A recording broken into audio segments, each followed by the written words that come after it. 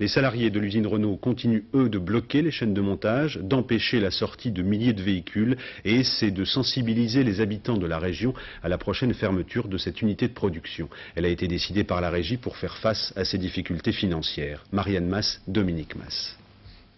Hier encore, ils étaient des dizaines en colère à occuper l'usine. Aujourd'hui, c'est week-end, alors il faut s'organiser pour tenir. Il y a des équipes de nuit qui sont restées et qui vont maintenant retourner à la maison pour un peu dormir, mais il y a des autres gens qui vont reprendre, donc les équipes. Ici, des délégations viennent de tout le pays dire leur solidarité. Hier, c'était des syndicalistes français. Ce matin, un collègue de Volkswagen. Mais moi, je viendrai donner à manger, je viendrai m'en occuper tous les jours s'il faut. Solidarité avec tout le monde. Solidarité parce qu'on sent ici que personne n'est à l'abri. L'annonce de la fermeture a été ressentie comme un choc. Il y a tout juste une semaine, au sein de l'usine, le Premier ministre assistait à une remise de médaille du travail.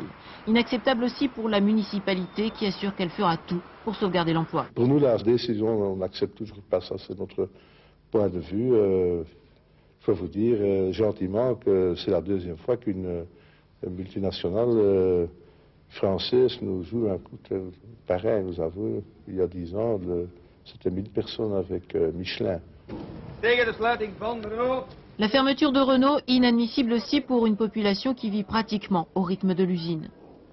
C'est scandaleux, parce qu'ils ont tout fait pour qu'ils font tous ce qu'ils ont demandé, et maintenant ils perdent le travail, ça c'est scandaleux. Les gens se laissent trop faire. C'est triste. C'est ce qui se passe maintenant, en Europe. En France aussi bien. C'est notre travail, c'est notre vie qu'on a foutu à l'air. Les salariés ne baisseront pas les bras. Lundi, ils comptent organiser une grande marche sur Bruxelles. En attendant, aucune Mégane, aucune Clio ne sortiront des parkings de Vilvoorde, placés sous bonne garde. Pour faire face à la concurrence et à l'ouverture du marché, France Télécom modifie ses tarifs et adapte en permanence ses stratégies commerciales. Entre aujourd'hui et mardi, l'abonnement de base augmente de 30%, mais les communications baissent de 17 à 20%. Jean Pézieux. Sonnerie du changement pour les tarifs du téléphone en France. Le coup de fil baisse selon les cas de 17 à 20%. La communication tombe de 1,71 franc à 1,39 franc la minute. Mais dans le même temps, l'abonnement augmente de 52 à 68 francs par mois, soit une hausse de 29%. Autre nouveauté, destinée à ceux qui utilisent peu le téléphone, la création d'un abonnement à tarif réduit, 34 francs par mois. Mais les communications coûtent 2 fois plus cher à ses abonnés. Question, qui gagne, qui perd? Avec l'abonnement normal, les entreprises sont gagnantes, car pour elles, ce sont surtout les communications qui pèsent sur la facture. Pour les particuliers, le calcul montre que l'abonné est gagnant avec le tarif réduit s'il consomme jusqu'à 98 unités par mois. Au-dessus, il a intérêt à conserver l'abonnement normal. Pourquoi alors tous ces changements? À cause de la concurrence. Déjà, avec les téléphones mobiles, France Télécom a dû partager le marché avec des opérateurs français, SFR, Bouygues, etc. Le 1er janvier 1998, avec l'arrivée des étrangers, ce sera la fin du monopole pour France Télécom dans l'Hexagone. Pour s'y préparer, France Télécom va procéder à de nouveaux changements. En octobre prochain, pour les particuliers, baisse des communications du même ordre que celle de mars. Mais cette fois, bonne nouvelle, il n'y aura pas de hausse de l'abonnement. À Paris, des militants anti-avortement emmenés par le docteur Xavier Dor ont occupé dans la matinée une clinique du 13e arrondissement. La police est intervenue. Valérie Fourniou, Jean-Paul Miotto. Le commando anti-avortement a été expulsé après 3 heures d'occupation de la clinique Isis. Moyenne d'âge, 60 ans. Ils étaient une dizaine au total. Moi, ça, je veux pas le voir, ça. Les femmes ont le droit à leur corps, faire ce qu'ils veulent. Ah non, moi, ça m'horripile. Arrivé vers 9 h, le commando s'est installé devant le bureau du directeur de la clinique.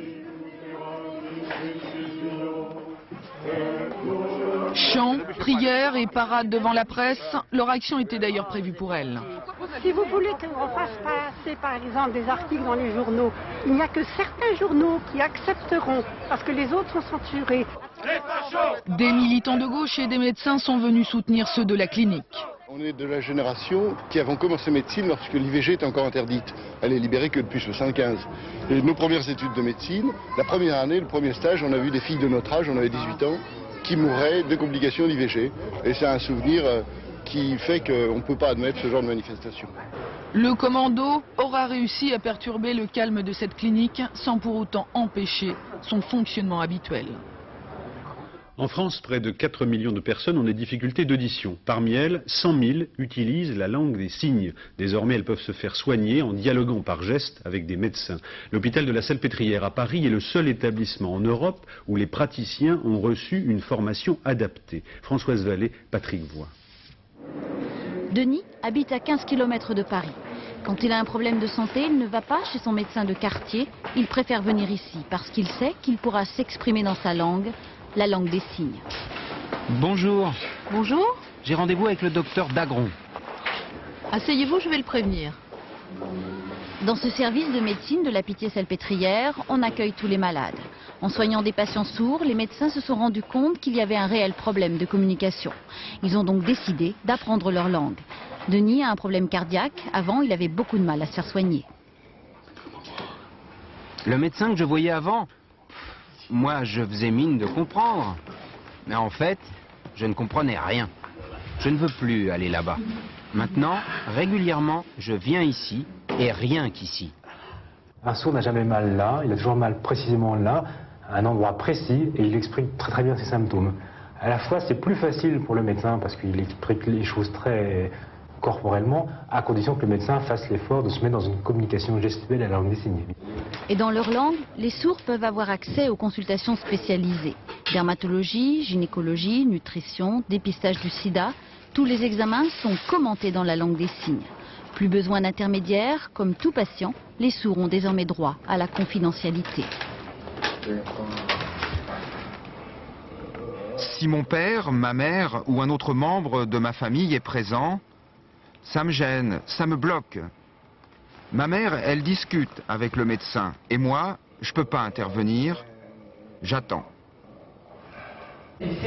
Aujourd'hui, toute la communauté connaît la consultation. L'hôpital et les associations de sourds ont donc décidé de créer une formation pour apprendre aux médecins à signer, c'est-à-dire parler la langue des signes. Quand j'ai téléphoné ici pour me renseigner, on m'a dit qu'il y avait 4 médecins seulement qui signaient sur toute l'île de France, ce qui est complètement fou, vu la population de sourds qui sont dans cette région. La formation commencera en septembre. L'objectif, avoir des consultations en langue des signes dans toutes les grandes villes de France, une nécessité pour les sourds et, comme le dit Stéphane, une ouverture d'esprit pour tout le monde. Notez que France 2 diffuse chaque jour à 11h05 un journal destiné aux sourds et aux malentendants. C'est le dernier week-end des retours de vacances de février. Le trafic était important ce matin sur les routes et les autoroutes de la région Rhône-Alpes pour ce retour des vacances scolaires d'hiver. Le seul ralentissement notable se situait à hauteur de Chambéry. Et puis un accident a eu lieu à hauteur de Thônes en Haute-Savoie. Un camion a percuté 2 véhicules légers. Le bilan actuel est de 3 morts et 2 blessés. Sur place pour France 2, Benoît Gadret. C'était une Ford Fiesta, il y avait 2 jeunes à bord, l'un est mort, l'autre sérieusement blessé. À 6h45 ce matin, alors que le jour se levait à peine, cette voiture pour une raison inconnue est venue percuter un camion qui roulait en sens inverse. Sous le choc, le poids lourd s'est à son tour déporté, il a plongé dans ce ravin entraînant avec lui une autre voiture. Au milieu de la rivière, sous les roues du camion, on distingue à peine la carcasse compressée de ce véhicule. À bord, une famille qui revenait d'un séjour en montagne. Faute de matériel de levage suffisant et dans l'attente d'un camion grue supplémentaire, en fin de matinée, les secouristes ne connaissaient toujours pas le nombre exact de victimes. Le chauffeur du camion est lui légèrement blessé. Il a été conduit à la gendarmerie de Thônes pour y être entendu.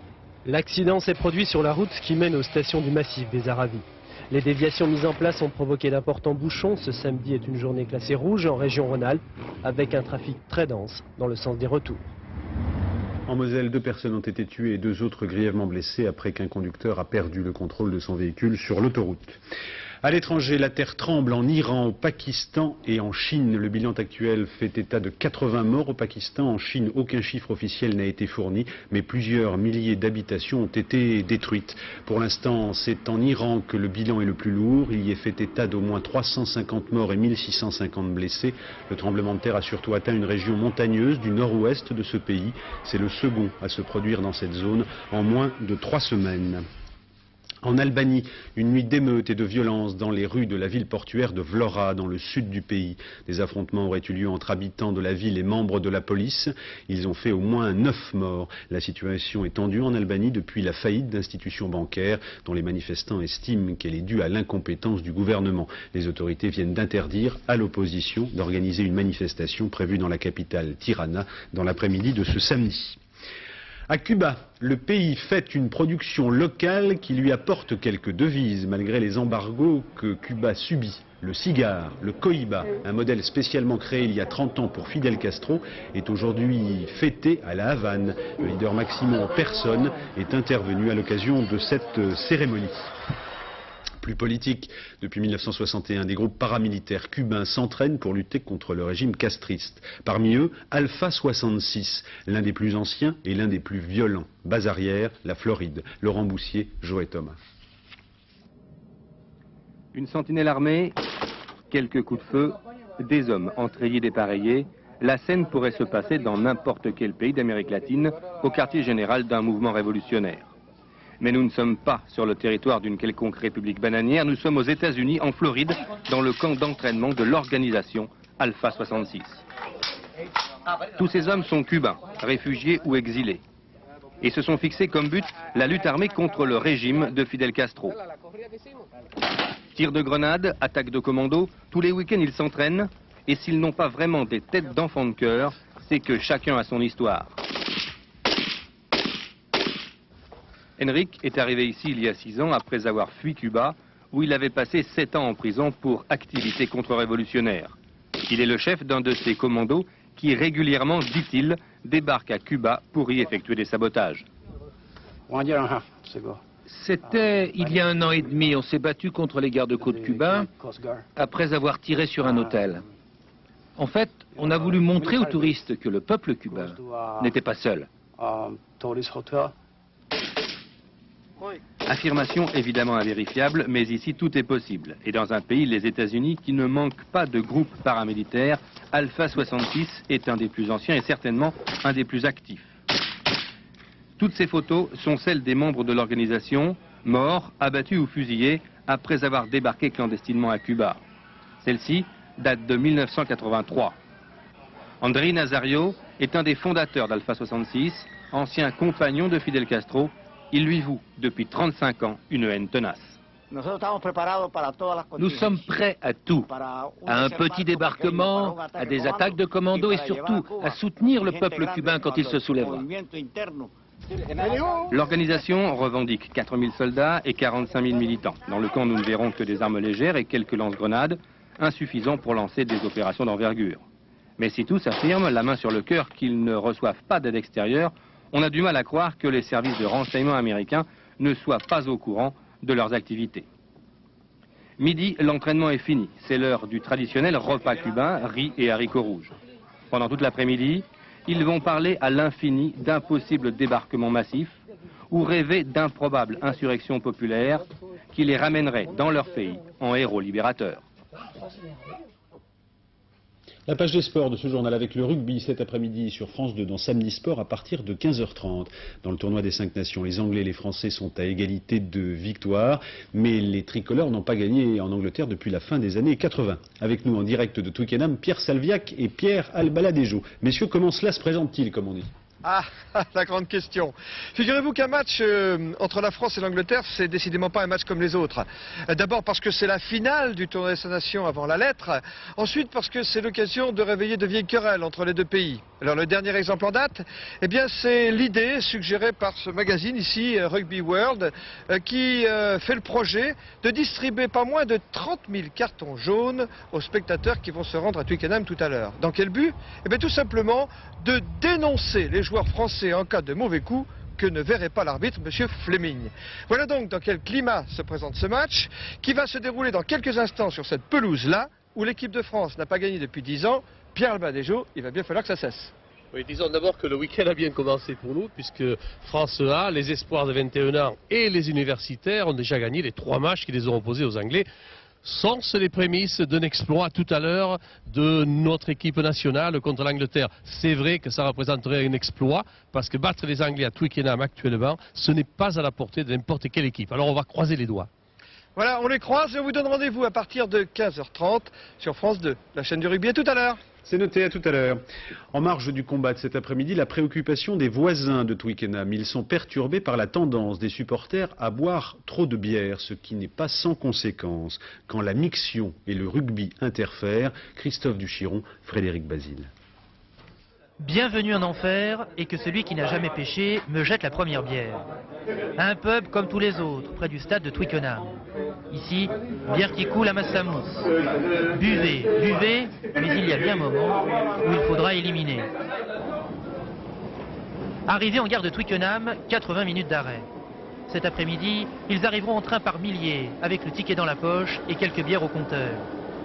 À côté de la gare et autour du stade, pour le supporter à l'envie pressante, la fédération anglaise a fait installer des toilettes portables, des water closets, comme on dit dans la langue de Shakespeare. Avouez que l'intention est raffinée, mais elle n'est pas gratuite, car depuis plusieurs mois, le voisinage n'en pouvait plus de voir les rues transformées en pissotières.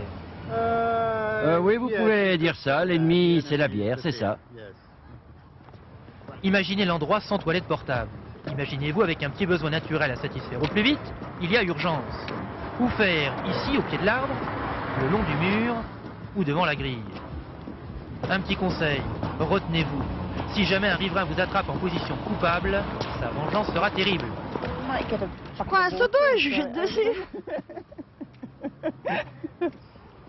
Ne reculant devant aucun sacrifice, nous avons mené une enquête de terrain, à la recherche d'un individu en infraction. Soyons honnêtes, après 2 heures de marche, tout ce que nous avons trouvé, c'est un petit chien bien sympathique qui en plus a fait sa vie. Alors pour en finir, nous avons tenté l'interrogatoire, mais là encore, ça n'a rien donné. Vous buvez de la bière? Oui. Vous aimez ça? Oh oui. Et vous n'avez jamais uriné dans la rue? Non, jamais. Je peux vous faire confiance? Oh oui, vous pouvez me faire confiance. Un dernier conseil si vous permettez. Quand vous allez au stade, ne perdez pas trop de temps aux toilettes, car comme dit le proverbe, qui va à la chasse perd sa place. Ski, Luc Alphand et la Coupe du Monde de ski avec la descente qui a lieu ce matin à Kvitfjell en Norvège. À l'heure qu'il est, l'épreuve va débuter. Alphand occupe la 4e place, mais la compétition n'est pas terminée. C'est l'avant-dernière épreuve de cette Coupe du Monde. Football, 3, 15e du classement de 2e division a créé vendredi sur son terrain la surprise des 8e de finale de la Coupe de France de football en sortant le tenant du titre, Auxerre, 1-0. Voilà le but de la victoire. Le parc omnisport de Bercy s'est transformé, c'est d'ailleurs sa vocation, ces jours-ci, pour accueillir les meilleurs cavaliers internationaux à l'occasion du jumping de Paris. Pour la circonstance, et c'est la première fois depuis 10 ans, la garde rapprochée de la reine d'Angleterre y donnera parade. Nathanaël de Rinxan et Alain Poirier. Pas facile pour un cheval d'organiser sa promenade dans les rues de Paris. Un petit trot entre le métro et les voitures, les arbres sont rares, alors retour au calme des écuries de Bercy. En fait, un parking réaménagé. Aux portes des boxes, tout a été prévu pour le confort des chevaux. Des vétérinaires, au palefrenier, jusqu'au maréchal Ferrand venu avec sa forge, ils sont tous là, prêts à intervenir. Les chevaux sont des athlètes fragiles, préparés avec précision pour la compétition.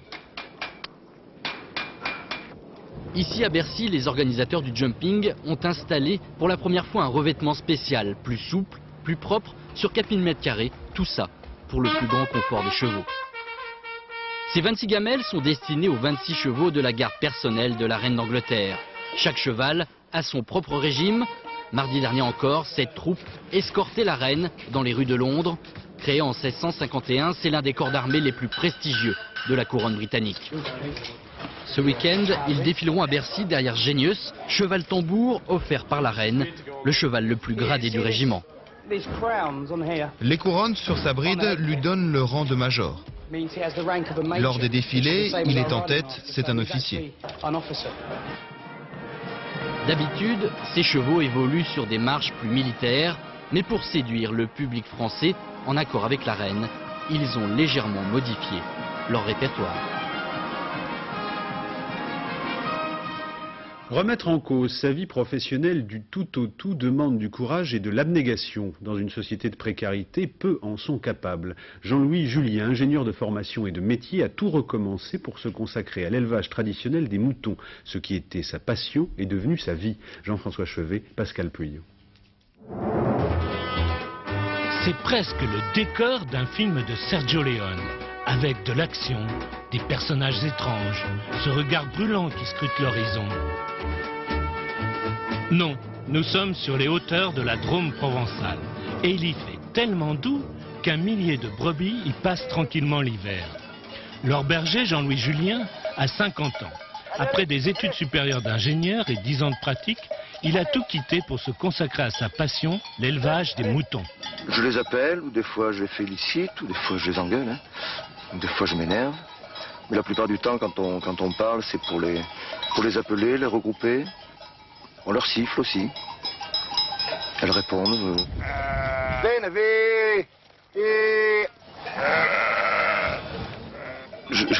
Je sais pas ce qui peut me passer dans la tête. Parfois j'entends un camion accélérer brutalement ou freiner brutalement. Et je dis le pauvre. Il est obligé de se dépêcher pour aller livrer à tel endroit. Moi c'est le rythme des moutons quoi. J'attends qu'elle mange, qu'elle se couche. Pour un jeune qui voudrait faire ce métier, les conseils du berger. Être au milieu de ses brebis le plus possible et ne pas rentrer dans tout un cercle où on doit avoir du matériel, des terres à travailler, etc. Ça, c'est une vie trop trépidante, même à la campagne. Les brebis de Jean-Louis ont été naturellement fécondées et agnelleront avant la fin avril, loin de tout clonage ou autres expériences génétiques. Les dernières heures du Salon de l'Agriculture, le temps de la fête par la nourriture. Jean-Yves Perrin, Guillaume Fautra. Accrocher le chaland, tout un art. Pour faire original, on ressort quelques vieilles recettes de grand-mère.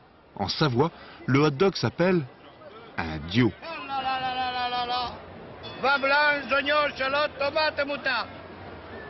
C'est tout? C'est mariné dans le vin blanc. Spécialité savoyarde, monsieur. Oh! Voilà, ça pue, c'est un petit morceau de fromage. C'est un fromage de vache crémeux. Ici, on peut goûter avant d'acheter. Il faut dire que le badaud, plutôt parisien, est un grand curieux. Découvrir avec des amis, un petit peu toute la gastronomie française, notre patrimoine. Et puis profiter aussi d'une soirée sympa pour voir des gens sympas et puis manger des bonnes choses. Certains ont déjà leurs habitudes et viennent chaque année. Aujourd'hui, on est bien servi et puis on paye le même prix qu'ailleurs. J'achète mon fromage aussi de chèvre en bas, enfin, je fais un petit peu mes courses. Vous faites vos courses, quoi? Tous les ans. Et vous en profitez pour manger un peu? Moins. Ça fait un peu trop cantine.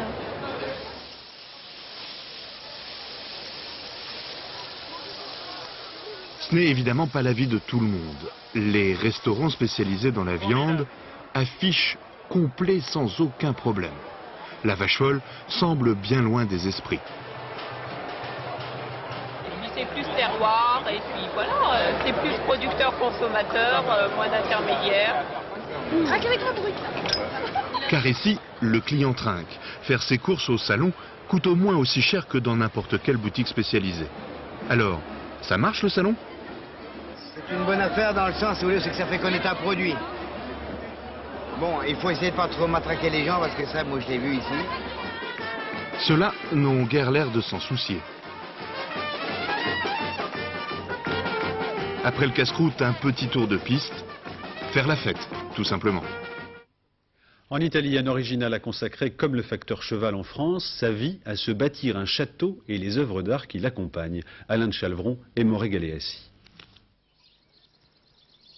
À une centaine de kilomètres au nord de Rome, au bord du lac Bolsena, Capodimonte n'est pas seulement un des plus jolis panoramas du Latium.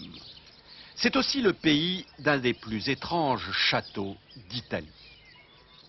Avec ses merlons, ses tours en tuf ciselé, avec ses portes à herse, ses fenêtres à corniches, le château Faina pourrait apparaître comme un chef-d'œuvre en péril du Moyen-Âge. En fait, il n'en est rien. C'est en quelque sorte le palais du facteur cheval italien. Et le facteur cheval transalpin, c'est lui, là-haut, qui donne un dernier coup de ciseau à ses chères pierres. En fait, Rodolfo Faina n'est pas facteur en retraite, mais professeur d'histoire de l'art. Et surtout, amoureux fou de cette région au passé millénaire avec laquelle il a une relation, disons, surnaturelle. Je me suis immergé dans mon histoire de l'art, dans mes connaissances. Et de là sont nées ces formes suggérées par l'au-delà. Sans doute, à travers le lac, j'ai eu un contact direct avec la population qui vivait par ici autrefois. Les fantômes du lac lui ont donc dicté cette architecture tarabiscotée et les fresques qui décorent l'intérieur du château. Fresques qui retracent toute l'histoire de la région, les Étrusques, les Romains et la guerre qu'ils se sont livrés, jusqu'à la Renaissance, avec les fastes de la famille Farnèse qui régnait sur Capodimonte. On peut discuter à l'infini sur les qualités de l'artiste, mais tout cela, intérieur et extérieur, il l'a fait lui-même, pierre par pierre, coup de pinceau après coup de pinceau et en l'espace de quelques années. C'était comme une maladie. Pratiquement, je travaillais jour et nuit, sans arrêt, avec entrain.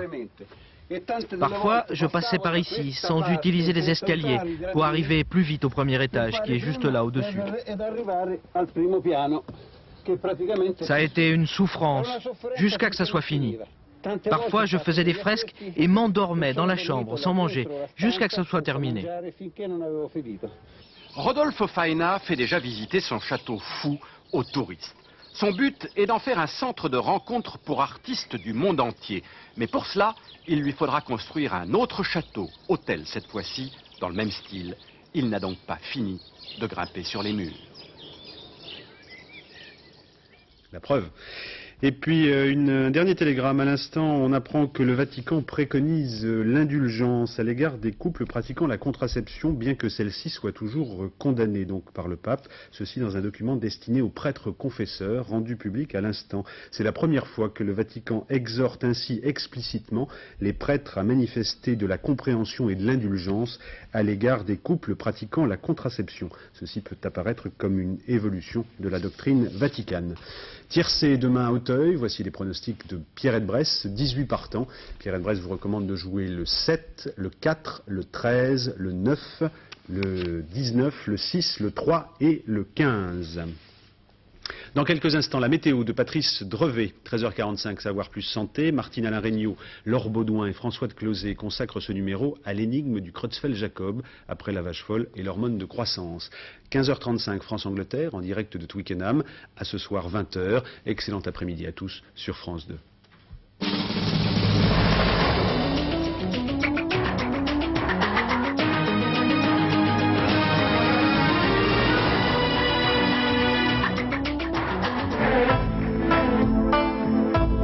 Vient-elle, que fait-elle et comment faire pour ne pas risquer la contamination? Tout de suite, l'énigme de Creutzfeldt-Jacob, une enquête sans concession de Savoir Plus Santé. Pour savoir si vous avez gagné, décrochez. Loto, Keno, Tiercé, tous les résultats au 08 36 68 10 10. Monsieur Gilbert Montagnier, nous allons passer une soirée au chaud du cœur. L'alcool, non? On va s'aimer sur une étoile, sur un oreiller, au fond d'un train ou dans un bus. Avec Patrick Sébastien et Gilbert Montagnier, on va s'aimer sous les sunlights des tropiques, ce soir sur France 2. Ma grand-mère, c'est la meilleure cuisinière du monde. Au fourneau, elle est vraiment, vraiment top. Enfin, c'est mon avis, quoi. Alors, pour la fête des grands-mères, c'est moi qui régale. Et il faut pas que je me plante, quoi. Dimanche 2 mars, c'est la fête des grands-mères.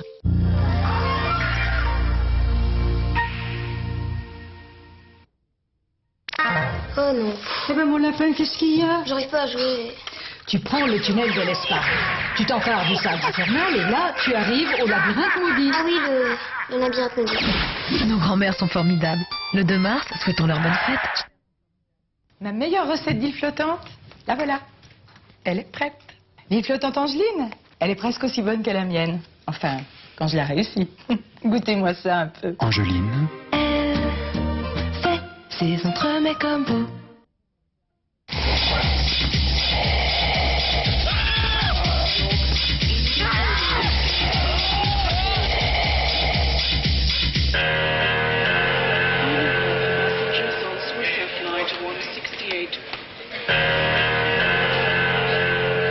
Maintenant, des fauteuils cuir dans toutes les classes, sur tous les vols européens.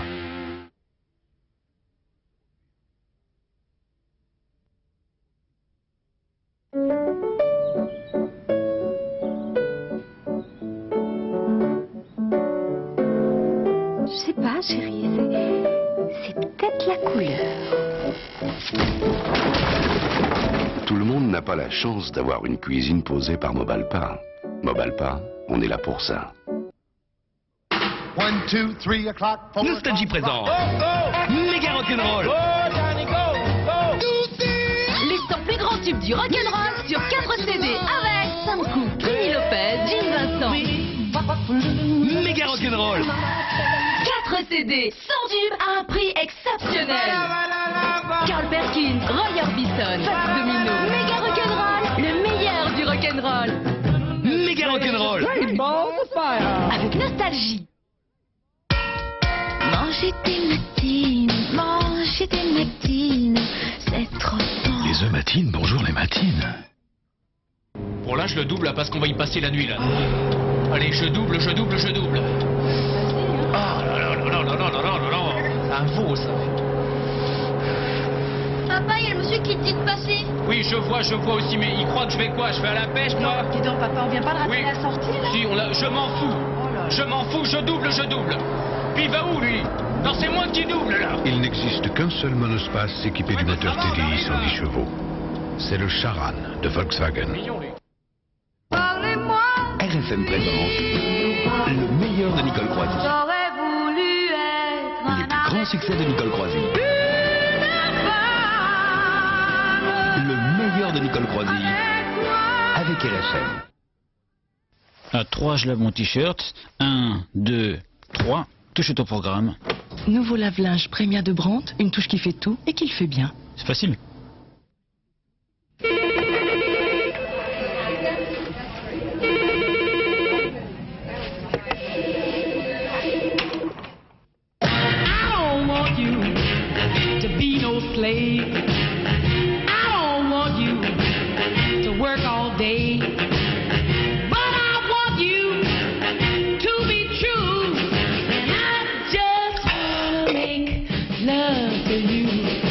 Coca-Cola Light, qui peut résister à cette fraîcheur?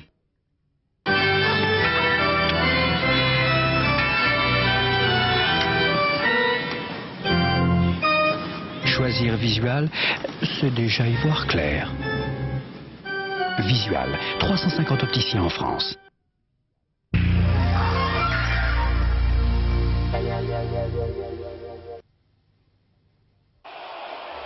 Darty, partenaire officiel de Lille, candidature de la France aux Jeux de 2004.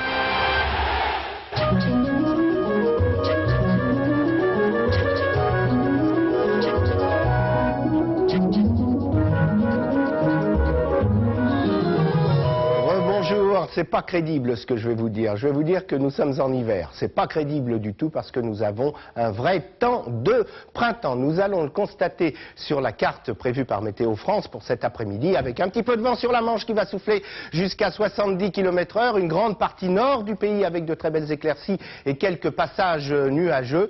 À l'avant de cette zone ici, du Bordelais jusqu'au nord des Alpes, et bien là il y aura un très beau soleil avec quelques passages de petits cumulus tout là-haut dans le ciel. Et autour de la Méditerranée, sur les Pyrénées et même sur le Pays Basque, alors là, un très très beau soleil avec quelques nuages d'altitude qui vont ici ou là voiler ce même soleil. Les températures pour cet après-midi, elles sont très très clémentes, elles varient de 13 degrés jusqu'à 21 au pied des Pyrénées. En ce qui concerne l'aspect du ciel prévu pour demain, il y a une dépression qui se situe sur le nord-Écosse, tout là-haut, c'est pas sur cette carte, et qui provoque une perturbation sur les côtes de la Manche entraînant de nombreux passages nuageux avec des averses de pluie, un petit peu de vent aussi qui va souffler sur la Manche jusqu'à 70 km/h à l'avant de cette perturbation sur cette zone allant des Pays de Loire jusqu'aux Ardennes. Un très beau soleil avec des nuages d'altitude et sur le reste du pays, beau temps, ciel clair, soleil et quelques tout petits nuages tout là-haut. Les températures pour demain matin sur le nord, elles vont varier de 5 jusqu'à 11 degrés et sur le sud de 2 degrés jusqu'à 9 du côté de Menton. L'évolution de ces mêmes températures dans l'après-midi, alors là c'est vraiment au-dessus des moyennes saisonnières puisque cela va de 12 degrés à Cherbourg et à Brest jusqu'à 24 degrés du côté de Biarritz, Bayonne, Saint-Jean-de-Luz. Voilà, vous aurez le plaisir de retrouver Nathalie Riouet pour le prochain bulletin météo après le journal de 20h. Un très bon après-midi à tous sur France 2.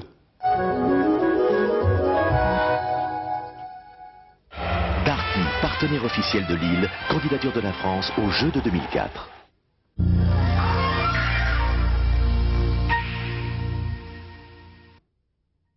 Bon, les enfants, on va un petit peu speeder la balade. Je vais juste aller faire un petit saut là-bas. Vous m'avez quoi, un habillage crémier autour de dégustation de meule d'or? Pour faire joli? Non, je plaisante.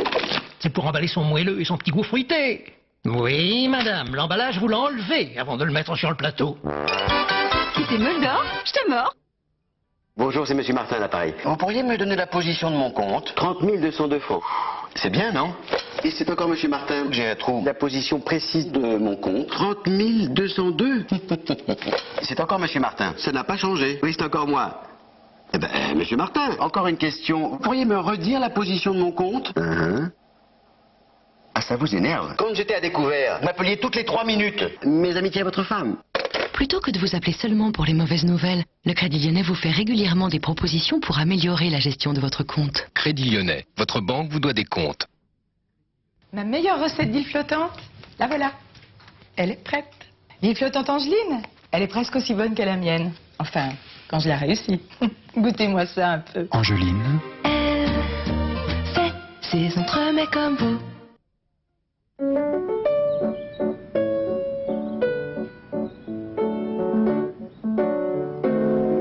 Je sais pas, chérie, c'est peut-être la couleur. Tout le monde n'a pas la chance d'avoir une cuisine posée par Mobalpa. Mobalpa, on est là pour ça. 7 personnes sur 10 ont de temps en temps des pellicules. Les shampoings ordinaires n'arrivent pas vraiment à les éliminer. Y a-t-il une solution?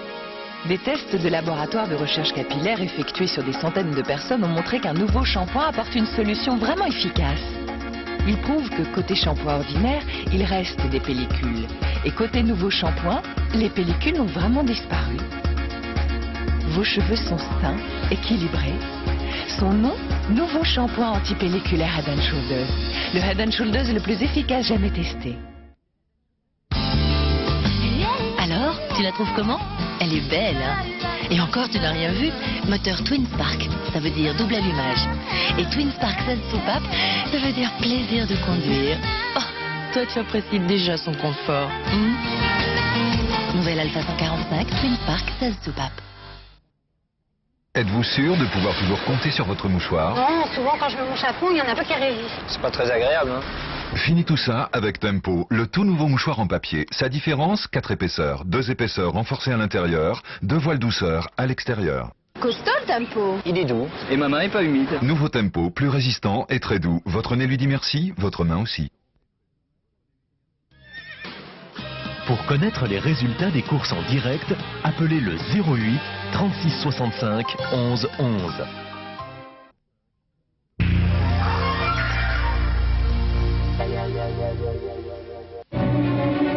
Tout commence et tout finit à Sarajevo. Dimanche soir, la boucle sera bouclée, le passé enterré, le présent enfiévré et le futur déterminé. Venez assister à la chute finale des grands empires qui a dessiné l'Europe telle que vous la connaissez.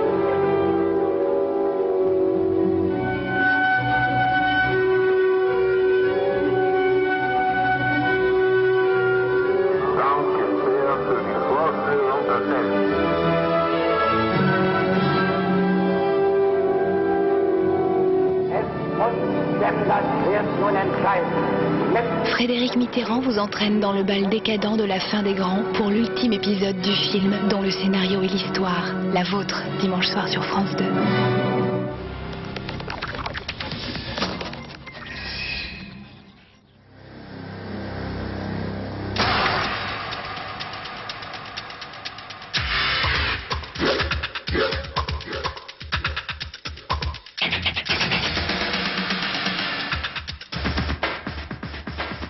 Bonjour à tous. Et c'est un samedi sport de gala que l'on vous propose cet après-midi avec l'équipe d'Angleterre qui reçoit l'équipe de France. C'est presque la finale avant la lettre du tournoi des 5 nations 1997. Et puis le deuxième match qui sera à l'affiche du jour, ce sera le match entre l'Écosse et l'Irlande. On va tout de suite aller à Twickenham où l'équipe de France va jouer le 500e match de son histoire internationale. Et je pense que ce serait une très bonne idée pour marquer le coup que les Français puissent s'imposer à Twickenham. Je sais que Pierre Salviac, qui adore les statistiques et qui adore les chiffres, va me dire que ça va être très difficile dans la mesure où il y a une grosse équipe d'Angleterre. Et ça fait quoi maintenant 10 ans, Pierre Salviac, que les Français ne se sont pas imposés là-bas en Angleterre, c'est bien ça? Oui, c'était en 87, date du dernier grand chelem de l'équipe de France. Mais il faut se souvenir qu'en 77, en 87, l'équipe de France a gagné le grand chelem. Il n'y a pas de raison qu'elle ne gagne pas en 97, mais ce grand chelem passe d'abord par une victoire cet après-midi ici au stade de Twickenham. Et l'équipe de France d'ailleurs qui vient d'arriver il y a quelques secondes sous la conduite de son coach, en l'occurrence Jean-Claude Scrella. Vous voyez les gros, Castel, Merle, Miorin et compagnie. Pour une équipe de France qui connaît la valeur de cet enjeu, qui est certes diminuée par l'absence de beaucoup de titulaires pour cause de blessures, mais qui a une très grosse envie de réaliser l'exploit. En a-t-elle les moyens? C'est la question qu'on peut se poser au moment où je vous parle. Je vous rappellerai cependant au passage qu'hier, l'équipe de France A, l'équipe de France des moins de 21 ans et l'équipe de France universitaire, ces trois équipes ont battu les Anglais en Angleterre. C'est bon signe. À tout à l'heure. À tout tout à à l'heure. La l'heure. grande équipe sera capable d'en faire autant. Oui, tout à l'heure vous serez avec Pierre Baladéjo, hein? Oui, hein, parce qu'il faut que je vous dise, si les tribunes tardent à se remplir, en revanche en ce moment, les urinoirs se remplissent bien à Twickenham. Et j'ai peur que Bala soit coincé là-bas. D'accord, à tout à l'heure, merci pour la précision, ça nous moquait un petit peu. Donc on vous retrouve à 15h33 et le coup d'envoi de ce match, c'est donc à 16h. Le deuxième match du jour oppose donc l'équipe d'Écosse à l'équipe d'Irlande dans un temps très british. C'est ce que vont nous confirmer Denis Charvet et Jean-Louis Calmejane qui sont sur place. Jean-Louis qui a bien sûr son béret, n'est-ce pas Jean-Louis? Il pleut et il vente ici à Murrayfield et ce n'est pas pour déplaire forcément aux Irlandais comme aux Écossais habitués à jouer dans ce genre de conditions. Les Irlandais qui vont essayer de remporter leur deuxième match du tournoi des 5 nations et ils voyagent bien ces Irlandais car ils ont déjà gagné à l'Arms Park de Cardiff. C'est leur dernier match et ça devrait être facilité par le fait que les Écossais se cherchent actuellement, Denis. Oui, ils se cherchent, ils sont bien tristes depuis le début de ce tournoi, ils n'ont pas gagné encore, ils sont à la recherche de leur première victoire. Leurs individualités ne sont pas très bonnes, à l'image de leur capitaine Reinwright ou de Townsend, le demi d'ouverture, passé au centre. Mais il y a quand même la rentrée d'Alan Taint, qui jouait il y a 10 ans déjà, qui revient du 13, qui est très fort. Et bon, malgré les conditions et avec le soutien du public, je pense que les Écossais peuvent gagner cet après-midi. Oui, enfin, les esprits chagrins diront que c'est le match pour éviter la cuillère de bois, pour éviter la dernière place. En ce qui nous concerne, nous dirons que c'est un match important pour les Français, car dans 15 jours, les Écossais seront au Parc des Princes pour un grand chelem, Denis? Oui, on serait ravis d'ailleurs. Aussi, on serait ravis, ça serait bon signe effectivement pour l'équipe de France. On sera avec vous là-bas vers 17h50 pour un résumé d'une heure donc de ce match entre l'Écosse et l'Irlande. Si vous le souhaitez, eh bien, nous sommes ensemble jusqu'à 18h55. Pour l'heure, c'est le tiercé. On va aller à Vincennes. Restez avec nous, à tout à l'heure.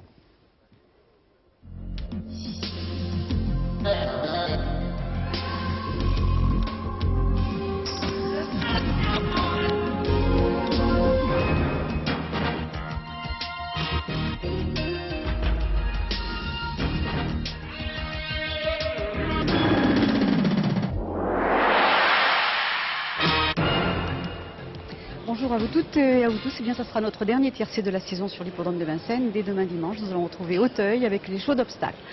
Voilà, avant de vous parler de la course du tiercé, je vous propose de revoir les derniers 1000 mètres de la course principale de la journée, c'est-à-dire le prix de sélection, qui réunissait les meilleurs chevaux, trotteurs, âgés de 4, 5 et 6 ans. Une course que nous fait revivre Olivier Thomas. Oui, avec Pierrette, 50 mètres accordés aux trotteurs de 4 ans. Ils étaient 5 et on les retrouve ici à mi-montée.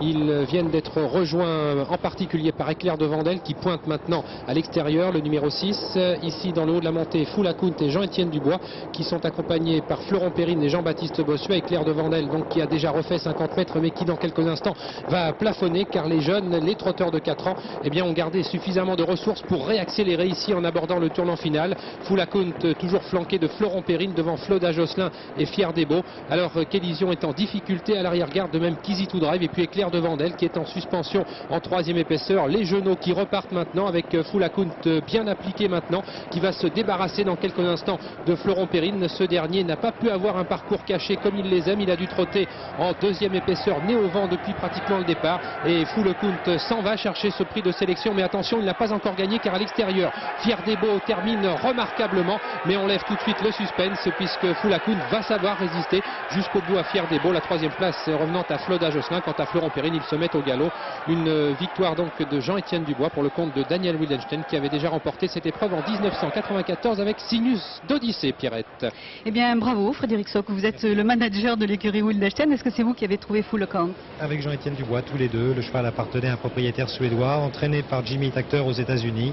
Et le cheval était en France et on a acheté une grosse participation dessus. Alors Foulakoun a 4 ans, est-ce que c'est vraiment un futur grand champion? Je pense que oui, ce qu'il a montré aujourd'hui nous donne des bons espoirs pour l'avenir. D'autre part, vous avez encore un cheval engagé, plutôt une jument dans le tiercé, Dresden. Alors un petit mot sur Dresden? Bonne chance, elle reste sur une troisième place 2007, un petit peu trop long. Et Jean-Étienne a l'intention de courir le critérium de vitesse à Cagnes dimanche prochain. Alors aujourd'hui, est-ce qu'elle peut prendre sa revanche sur cette troisième place la dernière fois? Elle n'a pas un trop bon numéro à l'autostart, mais je pense que la jument est bien, elle devrait être à l'arrivée. Bien, eh bien, nous allons continuer avec le tiercé maintenant, qui va se disputer dans le prix RTL. Et Jean-Loup Peupion est à côté de moi pour nous parler de Mister... ça y est, j'ai oublié son nom. Mister Spender. Mister Spender, le numéro 1. Alors Jean-Loup, il a été un petit peu décevant pendant tout l'hiver, ce cheval. À quoi cela était-il dû? Oui, il a été un peu décevant, je crois, comme moi-même et tout. Mes chevaux, ils n'ont pas été trop en forme cet hiver. Bon, mais Mister Spender, je crois quand même que c'est un cas à part. C'est un cheval qui est très délicat, il est difficile. Il avait très bien fait pour sa première course. Bon, un coup, il passe au galop. Et une autre fois, il est troisième quand même derrière Bovolo et Cocktail Gel. C'était quand même... ça nous avait donné quand même des espérances pour le meeting d'hiver. Mais il est délicat, il n'est pas toujours facile à manier. Aujourd'hui, il retrouve pratiquement les mêmes chevaux, des bons chevaux. Mais pour la première fois, avec le départ de Total, il a un bon numéro. Alors comme c'est la fin du meeting, j'espère quand même qu'il va pouvoir se racheter un peu et être au moins à l'arrivée parce qu'il a la classe pour être dans le coup. Le seul problème, c'est qu'il est assez fautif. Alors est-ce qu'il a gardé tout son tonus, toute sa forme pendant cet hiver qui a tout de même été un peu décevant pour lui? Oui, l'autre jour, il est 7-8e en courant très très bien. Et le cheval, il est bien et je pense qu'aujourd'hui, il était plus calme et tout. Et il était plus décontracté, pas trop tendu. Et s'il fait sa course... il devrait être à l'arrivée. Il a la classe pour être à l'arrivée, mais il est spécial. Qu'est-ce qui rend un cheval fautif, justement? Qu'est-ce qui rend un cheval fautif? Je crois que c'est déjà... c'est comme avec les gens. Il y a des gens qui sont plus nerveux que d'autres. Et chez les chevaux, c'est pareil. Vous avez des chevaux très calmes et d'autres, dès qu'ils arrivent sur un hippodrome, ils sont un peu plus tendus. Et lui, c'est un cheval, je crois que la piste de Vincennes, peut-être pas tout à fait ce qui lui convient le mieux. Il est sûrement mieux sur une piste plate. Et là, à Vincennes, il faut savoir le reprendre, venir en dehors. Et ce sont des choses qu'il n'apprécie pas trop. Eh bien, Jaloux, nous allons suivre sa course avec beaucoup d'intérêt et en compagnie de Bruno Dial et Olivier Thomas. Un plateau de choix nous est proposé pour ce quintet à Vincennes, le prix RTL. C'est une épreuve de vitesse. La distance imposée est celle de 2100 mètres sur la grande piste, bien sûr. Et le départ sera donné avec l'aide de l'autostart. Voici celle qui est actuellement la favorite, tout du moins la co-favorite de l'épreuve, la belle Dresden. Le numéro 7, Frédéric Sock nous l'a appris. Eh bien, elle va disputer une course importante dimanche prochain sur l'hippodrome de Cagnes-sur-Mer, le critérium de vitesse. Sa préparation passe avant par ce quintet. Elle n'est pas des mieux placées avec son numéro 7 puisqu'elle devra s'élancer légèrement à l'extérieur, mais c'est une concurrente qui a toujours répondu présent cet hiver sur ce style de parcours. Jacques-Henri Trèche qui nous vient du sud-ouest de la France, il délègue ici Abricot du Lodo.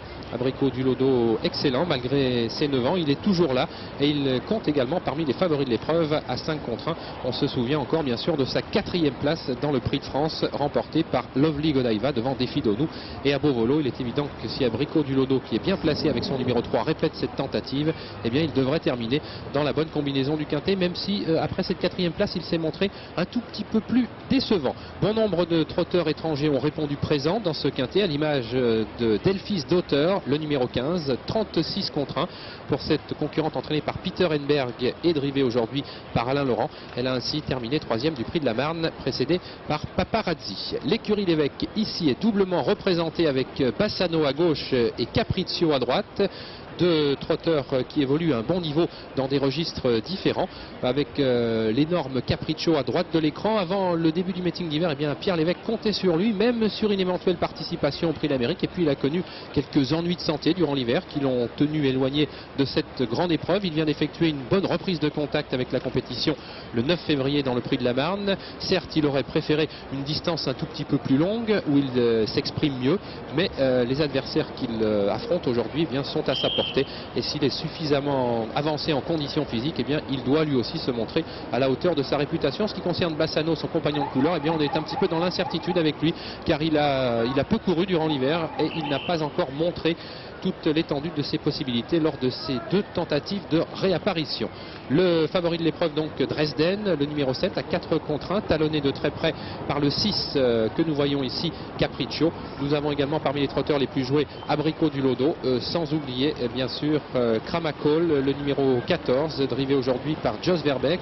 Elle aurait peut-être elle aussi préféré une plus longue distance, mais elle a séduit tous les observateurs durant l'hiver, où elle compte tout de même 2 succès sur notre sol, sans oublier sa récente 2e place derrière Belle Argence dans le prix du plateau de Gravel. Belle Argence qui participe également à notre quintet. Elle n'est pas des mieux situées avec son numéro 9 puisqu'elle devra s'élancer tout à l'extérieur. La voici, vous l'apercevez à l'extrême gauche de votre écran avec son harnachement qui lui masque un petit peu le visage. Cela rappelle un petit peu une moustiquaire. C'est simplement pour la protéger des projections de mâche fer. En tout cas, nous devrions assister à une magnifique compétition. On va rejoindre tout de suite Bruno Diel. Il est en bordure de piste. Il va nous faire vivre les premiers mètres de cette épreuve. Avec Belle Argence qui collait aux ailes de l'autostart, Olivier et les concurrents qui vont accélérer dans quelques instants. La voiture va les libérer juste devant les tribunes. Dresden colle également aussi. On va partir très très vite avec Paparazzi qui est lancé maintenant et qui s'empare tout de suite du commandement. Bon départ pour Goethe-Crépon. Excellent départ également pour Dresden, alors que le long de la corde, Mr Spender est également très bien parti, tout comme Bassano au centre. Puis on notera un très bon départ du numéro 14 Kramacol qui a suivi Paparazzi et Jos Verbeek qui déboîte gentiment maintenant dans la descente pour passer devant le nez de Dresden. Quant à Belle Argence, eh bien, elle a concédé un tout petit peu de départ. Ulf Nordin, son driver, a voulu être très très prudent et on va très vite dans le bas de la descente avec une Kramacol qui vient très vite maintenant, le numéro 14, pour s'installer en tête devant Paparazzi, Bleuette-Crépon et Mr Spender. Oui, Jos Verbeek qui veut le faire à la manière d'effort, le voilà qui prend le commandement, vous l'avez vu avec le 14 Kramachel à Paparazzi qui ne peut pas lui résister à cet instant du parcours. Je peux vous dire qu'on va très très vite, alors qu'à 5 ou 6 mètres on note la présence de Mr Spender, un peu plus loin Bleuette-Crépon. Je ne pense pas qu'on va pouvoir continuer sur ce pied car 2 drivers se disputent le commandement, c'est Paparazzi et Kramachel. La distance, Capriccio essaye de revenir très légèrement alors que les concurrents commencent à être assez attardés, Olivier. Oui, est-ce qu'ils vont pouvoir tenir la cadence comme celle imprimée par Kramachel et Paparazzi, à tel point qu'ils viennent de prendre 40 mètres d'avance sur le reste du peloton au début de la ligne droite, ramené maintenant par Capriccio, Mr Spender, devant Bleuette-Crépon, Bengali du Loir et Dresden. Bien entendu maintenant Jos Verbeek et Kramacol qui ont réduit l'allure, et Gilbert Martens, le Belge, qui rappuie maintenant sur l'accélérateur pour prendre seul le meilleur. Oui, mais on lui résiste avec Kramachol. Ces 2 chevaux sont en tête à l'intersection des pistes. Voilà Capriccio qui devient admirablement. Mr Spender n'est pas battu. Attention à Dresden qui se rapproche alors que Belle Argence tente de quitter les derniers rangs. Elle est dans le sillage également du numéro 11 Frisky Fraser et on va toujours extrêmement vite à l'intersection des pistes. Oui, mais nos 2 leaders n'ont plus qu'une dizaine de mètres d'avance. Nos 2 leaders qui sont toujours Paparazzi le 5 et Kramacol le 14 qui reprend l'avantage. En 3e position, Mr Spender devant Capriccio et puis Dresden qui s'annonce devant Abricot du Lodo, Bleuette-Crépon. On a bien du mal ensuite à revenir, si ce n'est Frisky Fraser qui refait un tout petit peu de terrain, le numéro 11. Alors que Jos Verbeek demande à Kramachol d'accélérer à 500 mètres de l'arrivée, Capriccio est le seul à pouvoir se lancer à sa poursuite. Dresden qui tente de venir également avec Frisky Fraser. Attention à Belle Argence car elle n'est pas battue. On réaccélère à l'entrée de la ligne droite avec Kramachol, Olivier. Oui, Kramachol qui va se présenter en tête au début de la ligne droite, poursuivi maintenant par Capriccio devant Dresden et puis Abricot du Lodo qui s'annonce en 4e position devant Mr Spender. Début de la ligne droite avec toujours en tête Kramachol. Est-ce qu'elle va pouvoir aller au bout de son entreprise? Ce serait un petit exploit. Elle compte toujours à mi-ligne droite, 10 mètres d'avance sur Capriccio, mais qui va finir fort, de même que Dresden. Nous avons ensuite Abricot du Lodo, Kramachel qui a toujours l'avantage, mais Dresden termine de mieux en mieux, de même que Capriccio. Kramachel, le numéro 14, va s'imposer devant le numéro 7 Dresden, la 3e place pour le 6 Capriccio, le 9 Belle Argence est 4e et c'est le 3 Abricot du Lodo qui complète la bonne combinaison de cette épreuve. La 6e place à distance pour le numéro 11 Frisky Fraser. Une épreuve folle. On a peut-être aujourd'hui battu des records, en tout cas on ne doit pas en être très loin, car on a vu un mano à mano formidable en début de parcours entre Paparazzi et Kramacol, le numéro 14. Cette dernière a su conserver suffisamment de ressources pour se détacher ensuite dans le dernier tournant et résister ensuite à la double attaque de Dresden et également de Capriccio. Lodo. Les favoris ont répondu présent pour ce dernier quintet du meeting hivernal. C'était un très très beau plateau qui était proposé ici. Victoire donc du numéro 14 Kramakol qui s'impose à la cote de 9 francs 40. Deuxième place pour le 7 Dresden, 4 francs 70. Troisième le numéro 6 Capriccio, 4 contre 1. Le 9 Bellargence, revenu de loin, obtient la quatrième place à 11 contre 1. Et c'est Abricot du Lodo, le numéro 3, qui complète la bonne arrivée du quintet à la cote lui de 6 francs 30. De petits rapports sans doute car les 5 favoris se retrouvent aux 5 premières places. C'est le 11 Fresky Fraser qui conclut 6e devant Mr Spender. Quelle épreuve avec Kramachel, remarquablement parti derrière l'autostart et qui a forcé le train dans la descente, mais Gilbert Martens et Paparazzi lui ont résisté. Un Paparazzi qui se retrouve ici dans le dernier tournant à bout de souffle. Il est complètement débordé maintenant par Capriccio, Dresden, Mr Spender et Abricot du Lodo. Il n'est pas encore question de Bellargence. Elle confirme actuellement ses très belles dispositions. Début de la ligne droite avec Kramakol qui a toujours l'avantage, et malgré les efforts conjoints de Capriccio et de Dresden, eh bien c'est bien la Suédoise qui va remporter ce prix RTL. Elle succède ainsi à un autre Suédois, Stordard Busen, qui avait remporté cette épreuve l'an dernier. Quant à Dresden, eh bien elle domine tout à la fin Capriccio qui a sans doute encore besoin de courir pour atteindre son bon niveau. Quatrième Bellargence, cinquième Abricot du Lodo. 14, 7, 6, 9 et 3 pour l'arrivée provisoire. On va rejoindre dans quelques instants, je crois, Bruno Diel. Il est sur le sulky de Jos Verbeek. Josh, j'étais dans la voiture, c'est incroyable ce qu'elle a fait. Elle a durci la course et puis encore à 1500 mètres de l'arrivée, il a fallu qu'elle réponde à l'attaque de Paparazzi. Oui, M. Engberg, il m'avait dit avant la course qu'elle a beaucoup de tenue. Il m'a dit tu peux le lancer de loin. Comme j'étais en dehors de notes, et moi je n'aime pas d'être à deux, je dis je fais quelque chose. Je préfère de cramer en tête qu'à deux en dehors de notes. Parce que pour moi c'est les places des morts. Et puis après j'ai toujours avancé, mais je fais le premier kilomètre très très vite. Dans le dernier tournant, vous avez eu une inquiétude quand il a fallu lui redemander un nouvel effort? Non, non, parce qu'elle a répondu. Moi j'avais confiance. M. Engberg, il m'avait dit avant la course, t'inquiète pas, le tenue, il n'y a pas de problème, elle a du fond. Elle vous a fait belle impression, drôle d'impression, je suppose. Ouais, c'est un drôle de jument. Petite mécanique, merci Joss et encore bravo pour ce succès. Voilà, Kramakol donc irréprochable aujourd'hui dans ce prix RTL, couvert à une allure folle. On a trotté plus vite qu'on ne l'avait fait à l'occasion du prix de France, remporté par Lovely Godiva sur le parcours d'aujourd'hui. Une 13-1 aujourd'hui, réduction kilométrique enregistrée par Kramakol, une 12 et 1 dixième. C'est absolument formidable ce qu'a réalisé cette petite jument suédoise, âgée maintenant de 7 ans et entraînée par Peter Enberg. Très bon comportement, donc on le rappelle, des favoris, avec la deuxième place de Dresden, la troisième place de Capriccio, la quatrième place de Bellargence qui confirme ainsi toutes ses récentes belles tentatives, et la cinquième place d'Abricot du Lodo. 14, 7, 6, 9 et 3 et Pierrette, les favoris au rendez-vous de ce dernier quintet d'hiver à Vincennes. Et quel dernier quintet, c'était une superbe course. Enfin, le tiercé s'arrête à Vincennes pendant quelques temps, puisqu'on laisse la place au show d'obstacles. Mais moi, je vous conseille de continuer à venir à Vincennes, puisqu'à partir du 18 mars, eh bien, nous aurons droit, comme chaque année, aux courses en nocturne. C'est un superbe spectacle, tous les mardis soirs et tous les vendredis soirs. Demain, eh bien, vous avez rendez-vous sur France 3 pour un tiercé à Auteuil. Et tout de suite, eh bien, nous allons rejoindre le plateau de Samedi Sport avec Lionel Chamoulot pour du rugby. C'est le tournoi des 5 nations en direct de Twickenham. Au revoir, à très bientôt.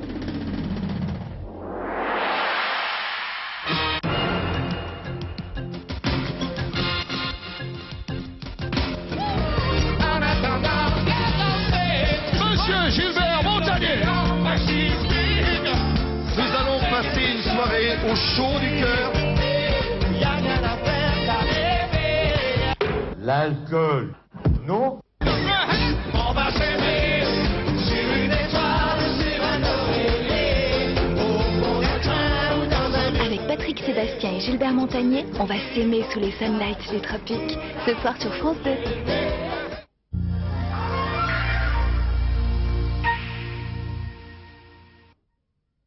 Monsieur, ça vous dirait d'essayer un rasoir Bic? Désolé mon vieux, je viens juste de me raser avec mon... Pas de marque.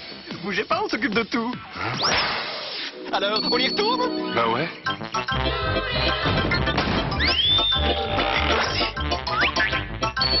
Mais qu'est-ce qu'on attend pour être Bic? Mais où avais-je la tête?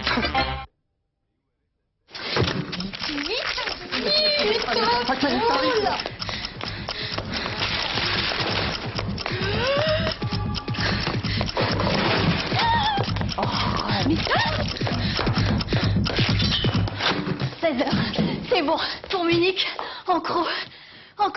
Chrono Union Européenne. Alors l'enlèvement c'est jusqu'à 19h et ça arrive demain. Chronopost, qui sait ce qu'on pourra vous apporter demain?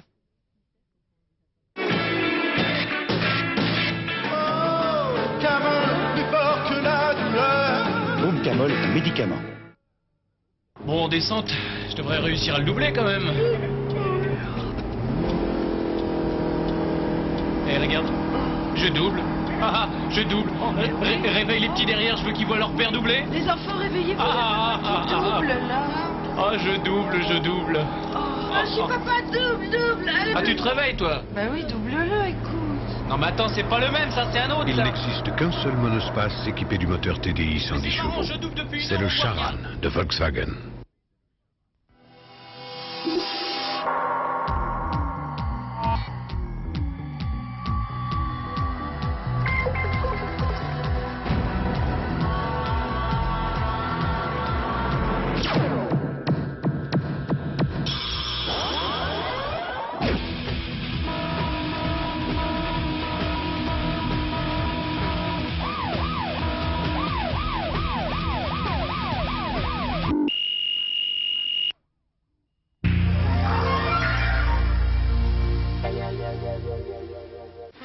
Marc, oui. Paraît qu'ils vont venir les Martiens.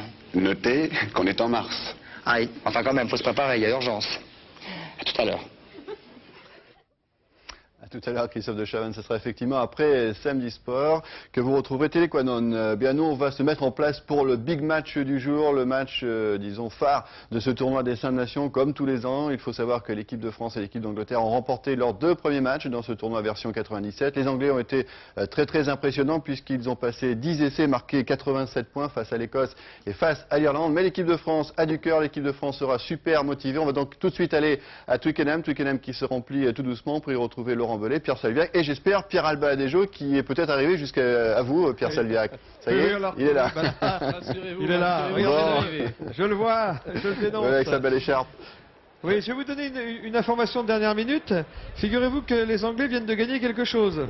Ils viennent de gagner le toss. Ah, c'est déjà Alors, ça. qu'est-ce que vous en pensez?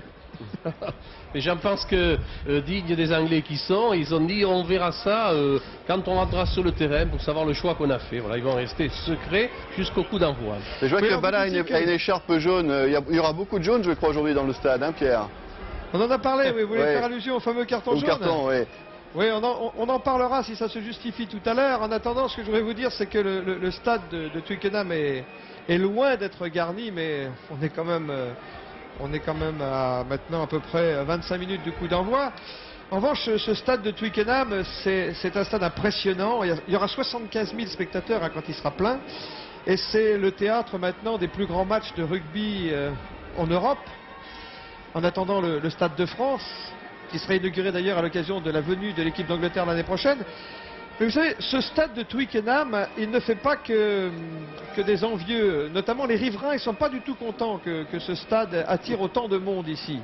Pourquoi, allez-vous me dire? Ben, tout simplement parce que les spectateurs, après le match, quand ils ont des pressantes envies, ils ne se tiennent pas très bien. La suite de l'histoire, c'est Christophe Duchiron qui va vous la raconter. À Twickenham, à côté de la gare et autour du stade, pour le supporter à l'envie pressante, la fédération anglaise a fait installer des toilettes portables. Avouez que l'intention est raffinée, mais elle n'est pas gratuite, car depuis plusieurs mois, le voisinage n'en pouvait plus de voir les rues transformées en pissotières. Oui, vous pouvez dire ça, l'ennemi c'est la bière, c'est ça. Imaginez l'endroit sans toilette portable. Imaginez-vous avec un petit besoin naturel à satisfaire au plus vite, il y a urgence. Où faire? Au pied de l'arbre, le long du mur ou devant la grille?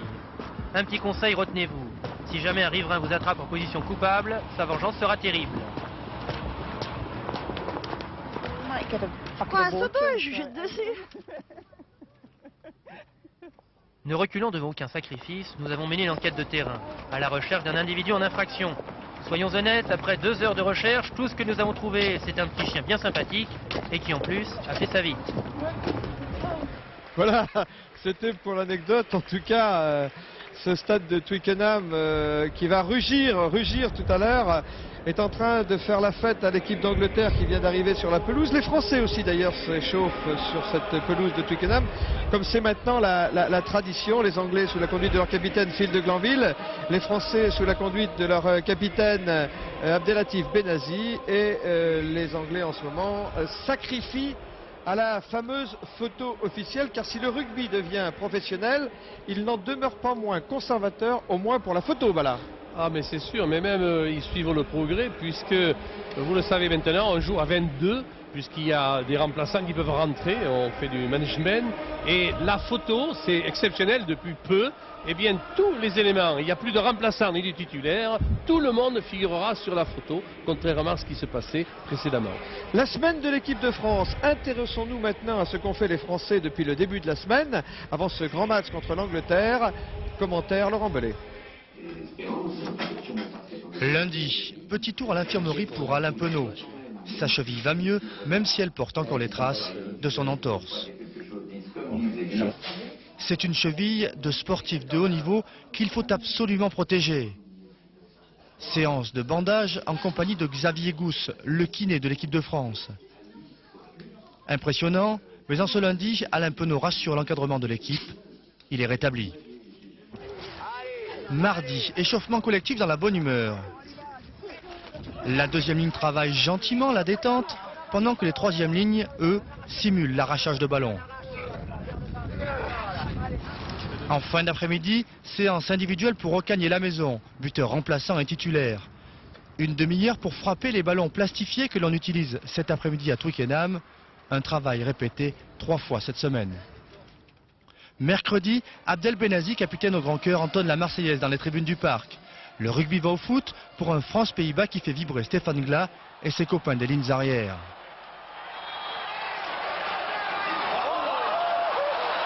Une soirée de détente d'autant plus agréable que la France gagne. Une dernière ovation pour saluer le but de locaux et tout le monde rentre au château de la voisine. Jeudi, c'est le jour du départ. Il est 15h10, gare du Nord. Tout le monde se dirige vers l'Eurostar. Direction Londres-Waterloo. Le temps d'une sieste pour les uns, d'une petite lecture pour les autres. 3 heures de voyage sans aucun problème. Vendredi, l'équipe a pris ses quartiers au Sheraton, dans le centre de Londres. Détente le matin, le temps d'apercevoir la relève de la garde du château de Westminster. L'après-midi, c'est au collège Saint-Paul que les Français s'entraînent. Pas de vestiaire, on se change en extérieur avant le discours du capitaine.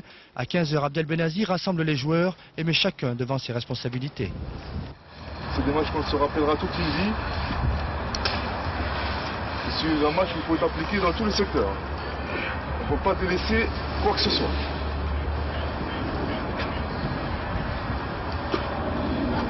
Alors il n'y a pas eu de pression, une grande pression cette semaine. J'espère que maintenant chacun se prend ses responsabilités, qu'il pense fortement, parce qu'il ne faut pas se louper. Le discours est clair, représage en tous les cas pour la première fois dans ce tournoi 97, l'équipe de France n'a enregistré aucun forfait dans la semaine qui précède le match. Voilà, c'était jusqu'à vendredi. Et ce samedi matin, qu'ont fait les joueurs de l'équipe de France, allez-vous me dire? Réponse avec Thierry Blanco. Hôtel Sheraton, 9h, sous la conduite de Jo Mazot, petit déjeuner protocolaire. Guy Drut, ministre de la Jeunesse et des Sports, sonne le réveil de l'équipe de France. 10h15, 30 minutes de promenade avec un Pierre Villepreux plutôt décontracté, en grande conversation avec Christian Califano et Olivier Merle. Quelques petites touches, histoire de se réchauffer, de la musique dans les oreilles pour s'isoler, un joli point de vue pour éviter de penser, et ensuite l'heure est à la concentration. Sachant que l'environnement sera hostile et vous allez vous retrouver seul et on va se retrouver seul au milieu. Là. Hein? Pourtant, Abdel Benazi, le capitaine des Bleus, reste confiant. 77, 87, 97 ben, pourquoi pas, d'autant que l'ancien capitaine d'il y a 10 ans c'était un rajeuni, alors j'ai tout espoir. C'est vrai qu'on est serein, cette équipe elle part pas favori, je le répète, mais c'est dans ces conditions-là qu'elle va pouvoir se transcender, de pouvoir sortir le maximum. C'est un véritable commando qu'on a préparé. Donc tout simplement, si on commence bien le match, si on a cette confiance dès le début de la rencontre. Je pense que le résultat sera notre faveur. Donc tout simplement, il faudra rester très concentré, il faudra avoir le maximum de maîtrise parce que c'est une rencontre capitale. Pas le temps, bien sûr, de l'admirer, la capitale anglaise. 14h30, le bus de France roule vers Twickenham.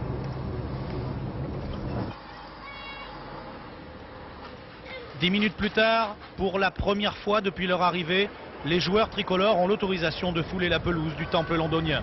Une pelouse pour un nouvel exploit. 10 ans après, nous, on le sait, les petits gars de l'équipe de France, eux, sont prêts.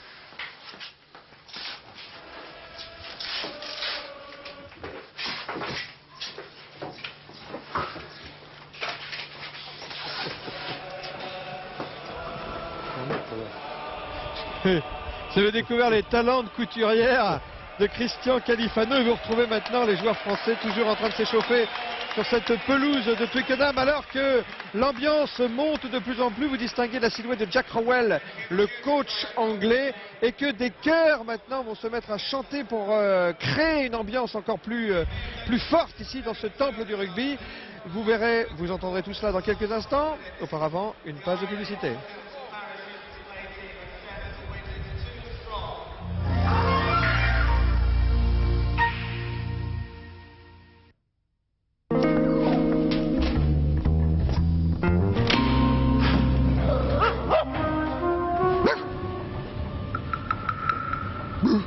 Quand on veut aller à l'hôtel avec toute la famille, on regarde dans les pages jaunes. Il y a des hôtels pour toute la famille. Les pages jaunes, on peut vous renseigner? Et si elle vous accueille comme ça, Découvrir la guitare est fait pour vous. Découvrir la guitare, c'est une collection vidéo avec un cours étape par étape, des exercices d'application et des invités prestigieux. C'est aussi des fascicules complémentaires avec des partitions, le profil des grands guitaristes, plus les accompagnements en cassette. Découvrir la guitare, le numéro 1 fascicule vidéo et cassette audio, 29 francs seulement chez votre marchand de journaux.